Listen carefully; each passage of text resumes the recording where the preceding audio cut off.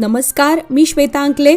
तरुण भारतच्या न्यूज बुलेटिनमध्ये आपल्या सर्वांचे स्वागत. आता पाहूया ठळक घडामोडी. कथित मुडा जमीन घोटाळ्याप्रकरणी कर्नाटकचे मुख्यमंत्री सिद्धरामय्या यांना कर्नाटक उच्च न्यायालयाने मोठा धक्का दिला आहे. या प्रकरणी राज्यपालांनी दिलेल्या चौकशीच्या आदेशांना स्थगिती देण्यास हायकोर्टाने नकार दिला आहे. राज्यपालांनी दिलेल्या चौकशीच्या आदेशांना स्थगिती देण्याची मागणी करत सिद्धरामय्या यांनी उच्च न्यायालयात याचिका दाखल केली होती. त्यावर सुनावणी करताना उच्च न्यायालयाच्या न्यायमूर्तींनी याचिकेमध्ये नमूद केलेल्या बाबींची चौकशी होण्याची आवश्यकता असल्याचे सांगितले आणि सिद्धरामय्या यांनी दाखल केलेली याचिका फेटाळून लावली.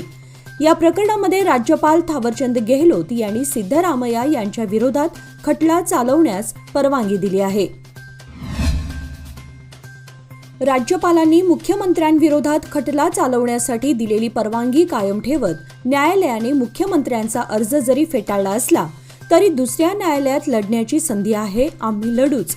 राज्यामध्ये मुख्यमंत्री बदलण्याचा प्रश्नच उद्भवत नसल्याचे सार्वजनिक बांधकाम मंत्री सतीश जारकीहोळी यांनी स्पष्ट केले. आज मंगळवारी आयोजित पत्रकार परिषदेमध्ये ते बोलत होते. मुख्यमंत्र्यांचा अर्ज फेटाळण्याच्या खटल्याच्या परवानगीवर प्रश्नचिन्ह उपस्थित केले. मुख्यमंत्री सिद्धरामय्या यांच्याकडे समस्यांना तोंड देण्याची ताकद आहे. शिवाय यांच्यासोबत 136 आमदार आहेत. यामुळे आज आम्ही घाबरत नाही आणि कायदेशीर लढाई लढण्यासाठी तयार असल्याचे त्यांनी सांगितले. बेळगाव शहरातील खासगी मार्केट अर्थात बाजारपेठेमध्ये फुलं, फळं, चिंच, केळी वगैरेंचा होणारा होलसेल व्यापार खरेदी विक्री सरकारच्या एपीएमसी बाजारपेठेमध्ये केला जावा आणि त्या माध्यमातून कोट्यवधी रुपये खर्च करून उभारण्यात आलेल्या व सध्या ओस पडलेल्या एपीएमसी मार्केटचा उत्कर्ष साधावा अशी मागणी भारतीय कृषक समाजातर्फे एका निवेदनाद्वारे जिल्हाधिकाऱ्यांकडे करण्यात आली आहे. यावेळी शेतकरी संघटनेचे नेते व शेतकरी उपस्थित होते. जिल्हा पालकमंत्री सतीश जारकीहोळींनी मंगळवार दिनांक 24 रोजी दुपारी 1 वाजता बळ्ळारी नाला परिसराला भेट देऊन पाहणी केली. दरवर्षी बळ्ळारी नाल्याला पावसामुळे पूर येतो व शेतकऱ्यांचे कोट्यवधी रुपयांचे नुकसान होते. मात्र शेतकऱ्यांना नुकसान भरपाई मिळत नाही किंवा या समस्येवर कायमस्वरूपी तोडगा निघत नाही. या पार्श्वभूमीवर पालकमंत्री यांनी बळ्ळारी नाला परिसराला भेट देऊन शेतकऱ्यांच्या समस्या जाणून घेतल्या. यावेळी शेतकरी बांधव व शेतकरी नेते रमाकांत कोंडुस्कर व अधिकारी वर्ग उपस्थित होते. सतीश अण्णा फॅन्स क्लब तर्फे शनिवार दिनांक 28 व रविवार दिनांक 29 रोजी शहरातील महावीर भवनामध्ये सतीश अण्णा राष्ट्रीय खुल्या बुद्धिबळ स्पर्धेचे आयोजन करण्यात आले आहे. स्पर्धेसाठी एकूण 3.5 लाख रुपये रकमेची बक्षिसे दिली जाणार आहेत. विजेत्यांना रोख रकमेसह 56 चषक, 53 पदके व 3 ढाली दिल्या जाणार आहेत. खुल्या गटामध्ये अनुक्रमे 1,50,000, 25,000, 15,000, 10,000, 8,000 रुपये व चषक, तर त्यापुढे 15व्या क्रमांकापर्यंतच्या विजेत्यांना रोख रक्कम व पदक दिले जाणार आहे. 16 ते 25 वयोगटाच्या स्पर्धकांना प्रत्येकी 1,000 रुपये व पदक दिले जाईल. 8, 10, 12, 14 व 16 वर्षांखालील गटासाठी आकर्षक बक्षिसे असतील. स्पर्धेमध्ये कर्नाटकासह महाराष्ट्र, गुजरात, राजस्थान व गोव्यातील बुद्धिबळपटू सहभागी होणार आहेत. कर्नाटक, महाराष्ट्र व गोवा या राज्यात कार्यरत नवहिंद कोऑपरेटिव्ह क्रेडिट सोसायटीची 32वी वार्षिक सर्वसाधारण सभा रविवारी नवहिंद भवन येळ्ळूर येथे पार पडली. गेल्या आर्थिक वर्षामध्ये सोसायटीला 80,03,332 रुपये निव्वळ नफा झाला असून भागधारकांना 12% लाभांश जाहीर करण्यात आलाय. चेअरमन प्रकाश अष्टेकर यांच्या अध्यक्षतेखाली ही सभा पार पडली.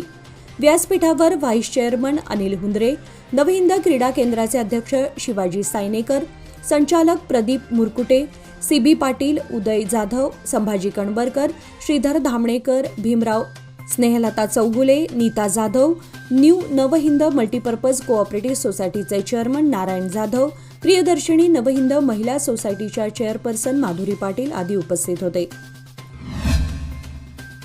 भरधाव कारने मोटारसायकलला ठोकरल्यानं पुणे बेंगळूर राष्ट्रीय महामार्गावरील यमनापूरजवळ रविवारी रात्री सर्व्हिस रोडवर झालेल्या अपघातात मोटारसायकलवरील 2 जणांचा मृत्यू झाला.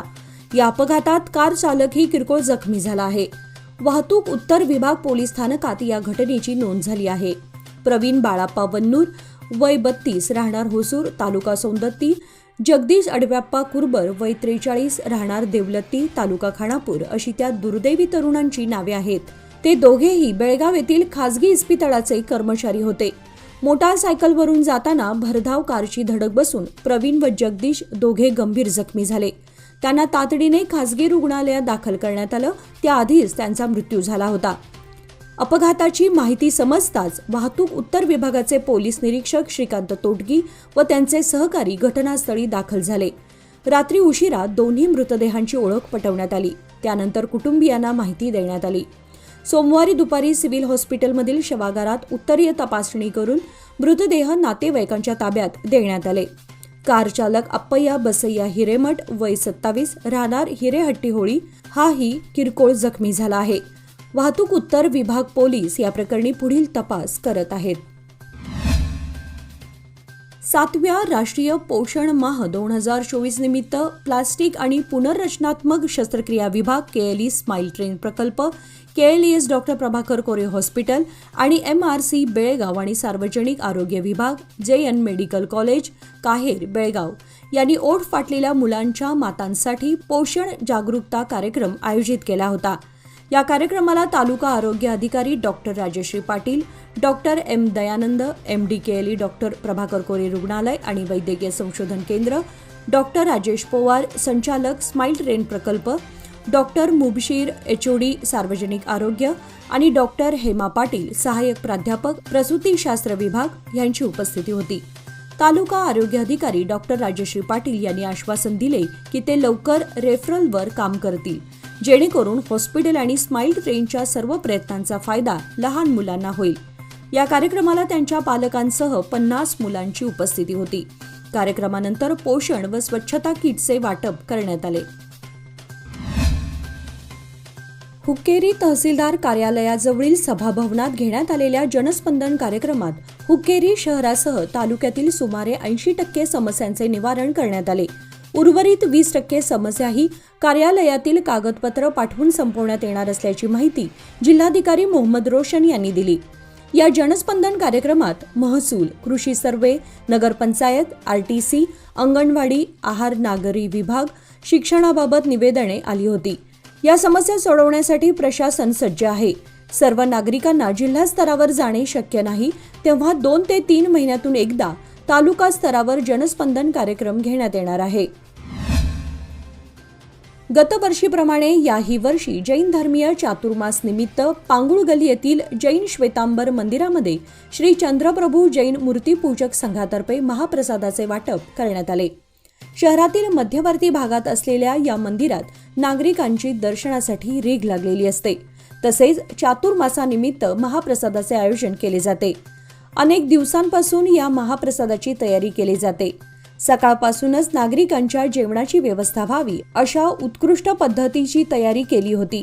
मंगळवारी आयोजित केलेल्या कार्यक्रमात सर्व पांगुळ गल्ली, भेंडी बाजार, भोई गल्ली, गणपत गल्ली, भातकांडे गल्लीसह आदी व्यापारी व नागरिकांनी भेटी दिल्या. जवळपास 7,000हून अधिक भक्तांनी याचा लाभ घेतला असे सांगण्यात आले. सदलगा नगरपालिकेमध्ये सदलगा नगरपालिका आणि कर्नाटक राज्य पौर कार्मिक संघ सदलगा शाखा यांच्या संयुक्त विद्यमाने पौर कार्मिक दिन साजरा करण्यात आला. या कार्यक्रमाचे प्रमुख पाहुणे उपविभागीय अधिकारी सुभाष संपगावी होते.